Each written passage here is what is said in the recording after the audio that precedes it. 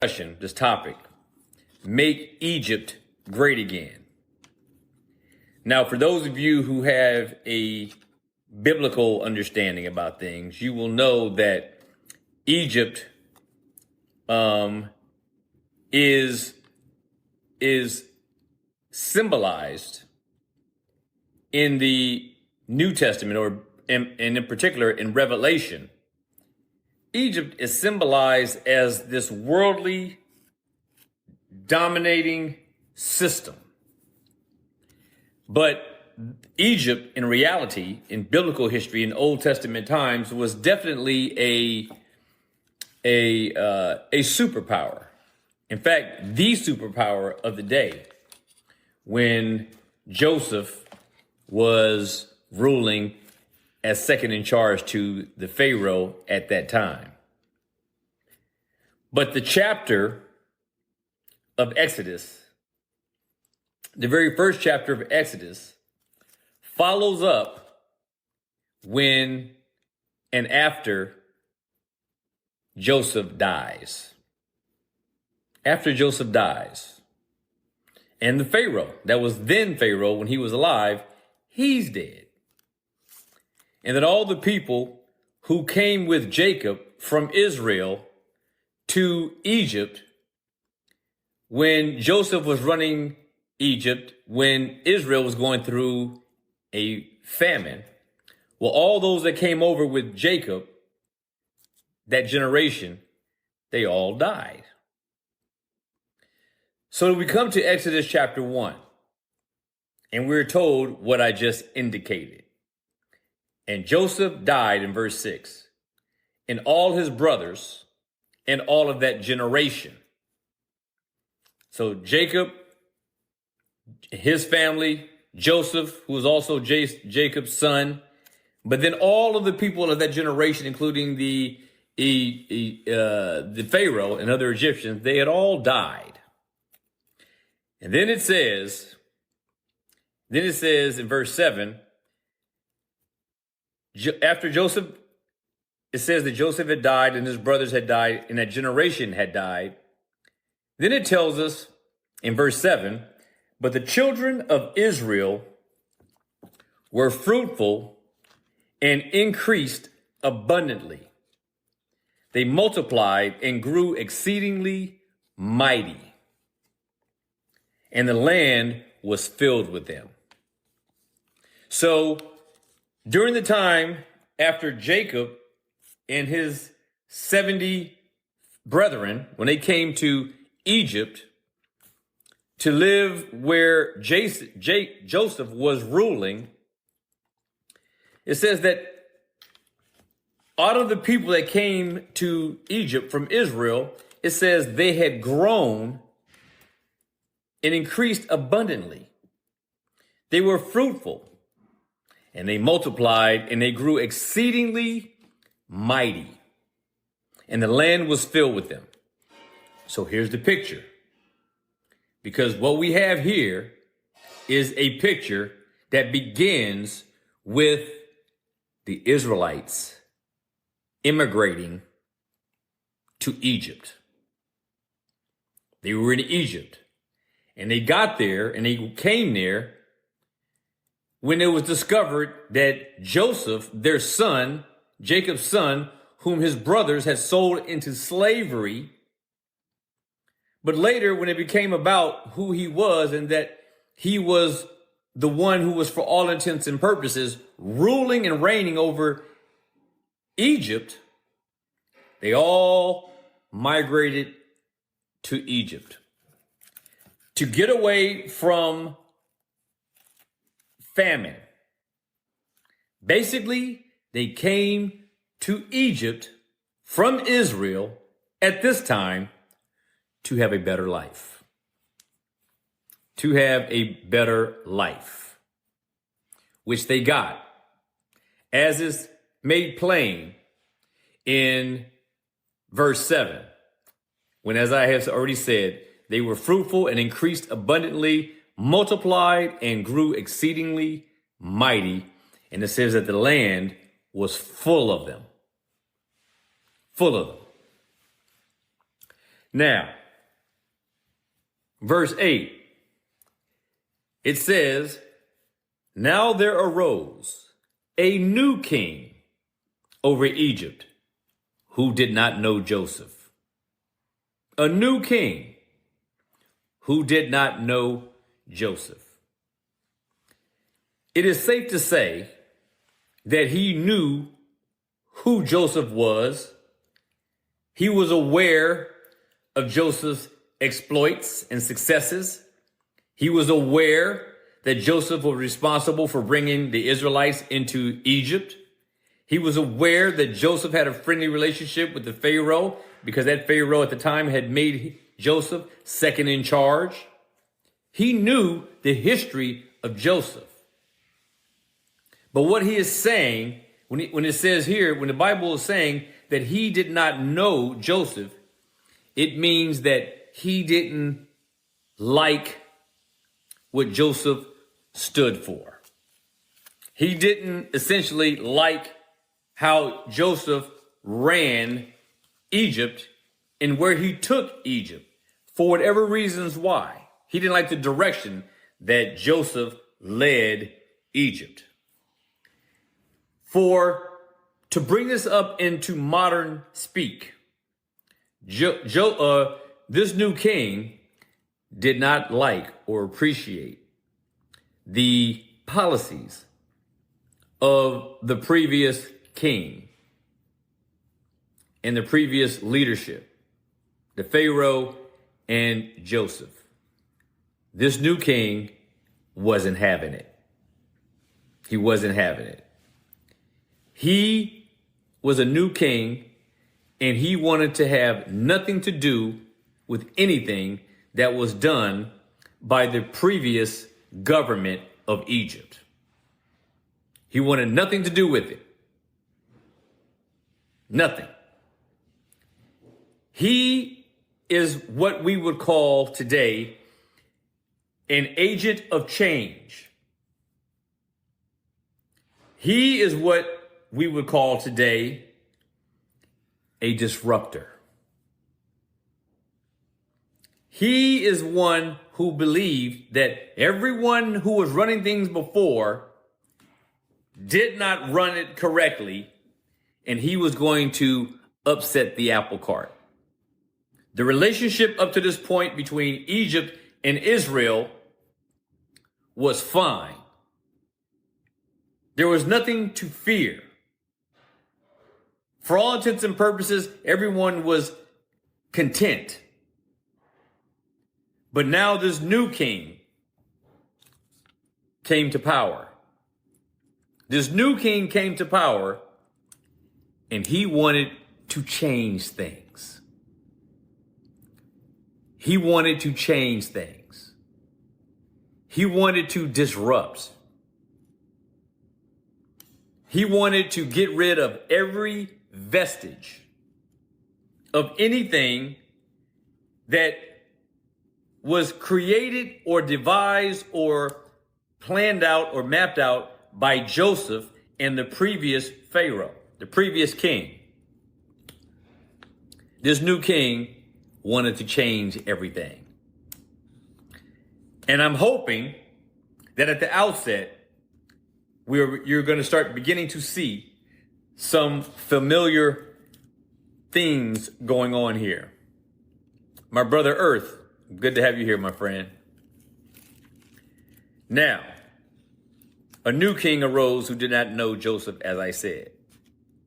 In verse 9, this new king, he said to his people, look, the people of the children of Israel are more and mightier than we. So the first thing that this king does, this new king does, is that he goes to his fellow Egyptians, who at this point had no beef with the Israelites whatsoever. They lived harmoniously. But the new king, his first order of business, his first order in his disruptive plan, he calls out to the Egyptians, his people, and he says to them, look at the people of Israel. Look at the Israelites. Look at them. They are more and mightier than we. He begins to plant seeds in their mind of a hypothetical threat of the Israelites. He begins to lay down a foundation. He goes to his people, the Egyptians, and he is basically saying, I know you thought things were going well, but what you don't know or what you don't realize, what I want you to see, and what I want you to see is this. Look at how fast they're growing. They have multiplied. And what he is saying, and he says they're mightier than we. There's no indication of them exercising or putting on a display of any might. They were shepherds. These were people who tended the sheep.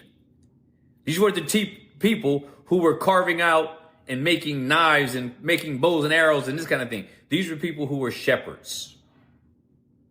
They were people who took care of the land, who took care of the animals. These were people who were agricultural people. But what he does is, this new king, he starts planting into the minds of the Egyptians that something is wrong with these people and we can't let this go on because they're growing too fast and they might become mightier than we. So we need to do something about this. We need to do something about this before it gets out of hand. So, in verse 10 of Exodus chapter 1, he says to the Egyptians, he says, come, let us deal shrewdly with them, lest they multiply, and it happen in the event of war, that they also join our enemies and fight against us, and so go up out of the land.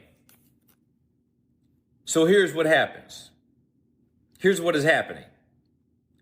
So this king, he's already planted the seed in the minds of the Egyptians that Israel could be a threat. They got too many of them. They're becoming mightier, and we don't want them to become mightier than us. And basically, we want to liquidate whatever it is we see they have the capacity to gain before they even obtain it. Even though there was no desire on the part of Israel that was made known to anyone that they had any interest in overturning authority or to oppose it in any kind of way. The threat was feigned and it wasn't legitimate at all. But he goes to the Egyptians, and his purpose in going to his own people, the Egyptians, is to turn their hearts away from looking favorably upon the Israelites. This was what his goal was, to start creating animosity between the Egyptians and the Israelites. Sound familiar? Maybe so, maybe not. But he says, come, let us deal shrewdly with them, lest they multiply, and it happen in the event of war that they will join our enemies and fight against us, and so go up out of the land. So he says to them, listen, their numbers are growing bigger and bigger every day. And we want to make sure that if they we want to make sure that they don't multiply any more than they already have. Because if they do, in a case of war, they might join our enemies and fight against us. And so go up out of the land. So they're worried about two things: that they will join forces with the enemy, and that after doing so, that they will leave. So they want them to stay. They just don't want them to stay there and be treated on the same level as they are. They want them to stay there as long as they can be there and be profitable to Egypt. This was the sales pitch. This was the sales pitch. Then it says that he wants to deal shrewdly with them. So he goes to many of his people in Egypt, his cabinet, as it were, and he says, listen, we have to deal with these people shrewdly, and we have to deal with them now, immediately. So the Egyptians, therefore, in verse 11, they set up taskmasters over the Israelites to afflict them with their burdens, and they built for Pharaoh supply cities, Pithom and Ramesses. So now, here's the scenario. Pharaoh has already gotten the Egyptians fired up. He got them fired up with this new plan to make Egypt great again. He got them excited about it. And so the Egyptians, set up taskmasters. Now, taskmasters were people who were tax gatherers. They were tax gatherers, and they were the creators of onerous burdens. So they were the ones who assigned things that needed to be done to the Israelites, who would assign them tasks, but then also they would gather, the Egyptians would gather tribute, taxes from the Israelites. And so they went about to do this. And then it says that they set taskmasters over them for the sole purpose of afflicting them with their burdens, meaning not the burdens of Israel, but with the burdens of Egypt. They were going to afflict them by assigning to them burdens or tasks that need to be done in Egypt. And they want to get Israel involved with carrying on the work. And it says, and they built for Pharaoh supply cities, Pithom and Ramesses. So there were these two cities that were built at the hand of the Israelites under the direction of the Egyptian taskmasters. And these two cities, Pithom and Ramesses, they were created to store the country's wealth. These supply cities were big, giant storage facilities to hold in reserve all of the wealth that is accumulated through the work that would be assigned by the Egyptians to the Israelites. He's going to make life hard for them. Now keep in mind, you have to understand, until this new king came to power, there was nothing, but there was peace and harmony between the Israelites and the Egyptians. No problem. The Israelites came from another land, another country, came to Egypt, they migrated to Egypt, and they lived there harmoniously up to this point. And this new king decides he wants to disrupt. He wants to change things. He's an agent of change. He doesn't like the policies that Joseph and the previous Pharaoh had, so he wants to change that, and he viewed the Israelites as a threat. And he convinced his own people who got along with the Israelites, he got them to go along with him in this endeavor to demonize the Israelites. That's what he did. That's what he did. Does it sound familiar? Now, then it says that after they having built these supply cities, in verse 12 of Exodus 1, it says this. So already we see that the taskmasters had given the Israelites these duties. But then it says in verse 12, but the more that the Egyptians the more they afflicted them, the Israelites that is, the more the Israelites multiplied and grew. The more the Egyptians afflicted them, the more they multiplied and grew. And they were in dread of the children of Israel. Keep this in mind. Egypt at this time was like America, a superpower, and had unimaginable wealth. And they had people living amongst them, primarily the Israelites is what we're dealing with here. And they were convinced.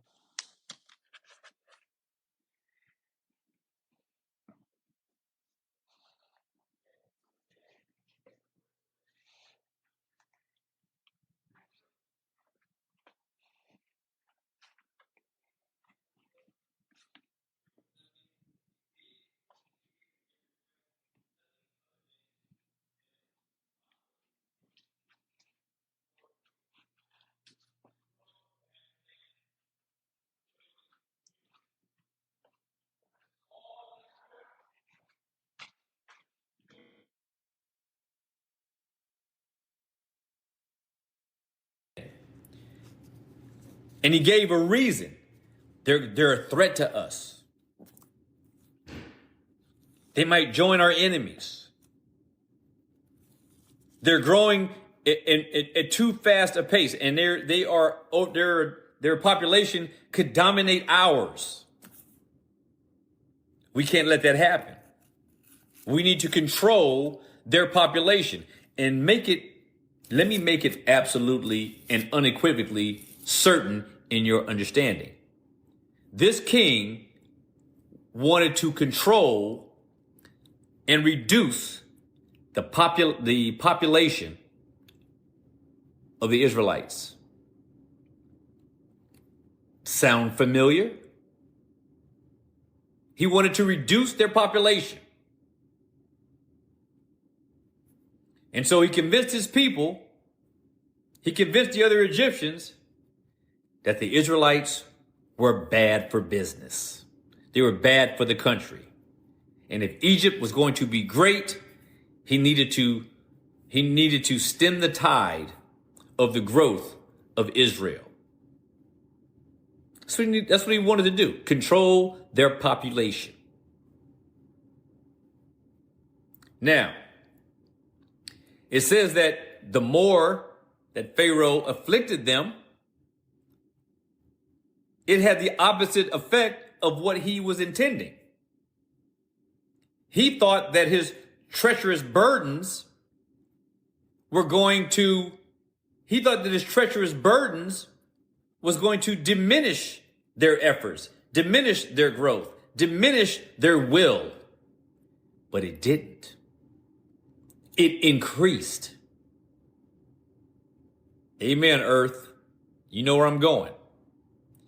It increased. The Israelites increased. The more pressure that this king put on Israel, the more they increased, which was exactly the opposite of what this king was hoping was going to happen. So it says that they grew even more. And then it says that the Egyptians were now in dread. Were now in dread of the children of Israel. So what do we see here? One thing that because the Israelites kept multiplying in spite of the rigors of his task that he put on them. But what is interesting here is we see that the Egyptians in verse 12 were now in dread of the children of Israel. Pharaoh had successfully convinced the other Egyptians that they should be fearful of what the Israelites might become or are becoming. He successfully got it into their heads that the Israelites, the Pharaoh that is, got it successfully into the heads of the Egyptians that the Israelites are a threat to the greatness of Egypt. This is what is happening in the first chapter of Exodus. This new king wants to make Egypt great again, but the problem is he believes and he convinced the other Egyptians that the Israelites are in the way. He didn't want them to go. He just did not want them to grow. He didn't want them to go, but he didn't want them to be profitable. He didn't want them to go, but he didn't want them to have power. He didn't want them to go, but he didn't want them to be on equal footing with the Egyptians. Sound familiar? Let's move on. So it says that, so the Egyptians, since they were in dread of the children of Israel, in verse 13, it says that the Egyptians made the children of Israel serve with rigor. So what they did was they stepped it up.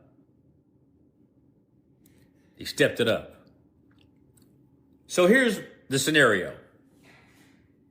This Pharaoh, this new king, takes over ruling Egypt, this great superpower. And he feels that he needs to get rid of Israel in order to make his agenda work, to make Egypt great again. So he imposed upon them the rigors of all these tasks that he wanted the Israelites to do, the kind of tasks that the Egyptians boasted that they would never do. They didn't do any kind of agricultural work, the Egyptians. They didn't do any kind of work in the farms. They didn't do any of that kind of thing. And they boasted in this. This wasn't in their wheelhouse. They had soft hands, the Egyptians. And they believed that the farm work and all the outdoor work, all that stuff, and handling the animals and things like this was not something that Egyptians did. This is something that servants did. Egypt was a very wealthy country, and its people, its citizens, they didn't do the laborious jobs. So, like perhaps many other people in Egypt, the Israelites did those tasks. And then it says that when he imposed these tasks that the taskmasters gave to the Israelites, as I established already, it, instead of reducing their numbers, it increased their numbers, and that frustrated this new king. So what did he do? He stepped up the rigors. He says, we are now going to make it worse. Now, keep in mind, there's that saying that I always forget, which is that insanity is doing the same thing over and over again, expecting to get a different result. Well, this king kept doing the same thing over and over again, trying to get a different result. He wanted to reduce the population of Israel by putting all these sort of grievous tasks and jobs on them. And then when that didn't reduce their numbers, he decided to make the rigors worse. And all it did was make Israel grow even more and even faster. So we are seeing that it is the very affliction that the Egyptians are imposing upon the Israelites that is causing the Israelites to grow. It is them. It is their oppression. It is their tyranny. It is their cruelty that is actually contributing to the expansion and the growth of the Israelite population. which was the exact opposite effect that this new king, this new Pharaoh was expecting. He thought the harsh treatment was going to diminish their numbers when in fact it increased them. So he steps it up to make it even worse, and they increase even more. So then he gets a great idea. This king gets a great idea, which is now